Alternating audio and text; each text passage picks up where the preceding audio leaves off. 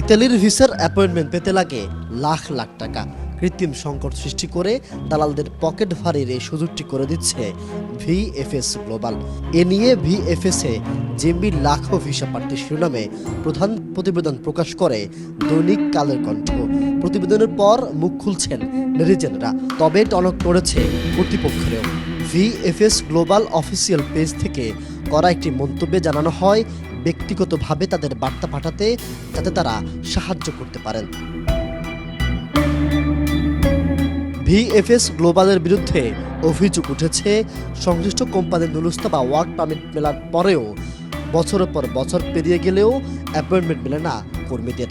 দালালদের যোগ সাদস্যে প্রতারণার খপ্পরে পড়ে নিঃস্ব হতে হয় সাধারণ ভিসা প্রত্যাশীদের।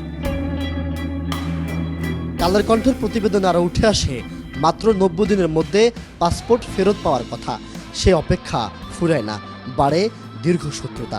প্রতিদিন মাত্র 50 থেকে 175টি পাসপোর্ট ডেলিভারি দেয় প্রতিষ্ঠানটি, যেখানে আটকে আছে 1,11,000 মতো পাসপোর্ট।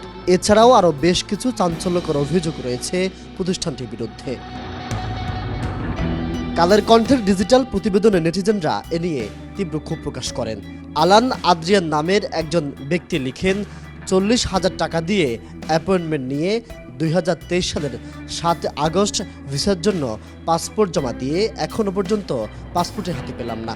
রাশেদুল রাফি নামের একজন ভিএসএফের দুর্নীতি নিয়ে প্রতিবেদন করায় কালের কণ্ঠকে ধন্যবাদ জানিয়ে বলেন, ভিএফএস গ্লোবালে ডকুমেন্টস জমা দেওয়ার সর্বোচ্চ 90 দিনের মধ্যে ভিসা দেওয়ার কথা থাকলেও সেটা কাগজে কলমে সীমাবদ্ধ।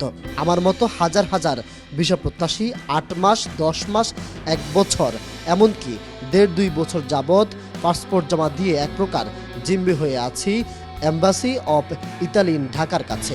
আমার মতো হাজার হাজার ভুক্তভোগীর পাশে চাই কালের কণ্ঠকে।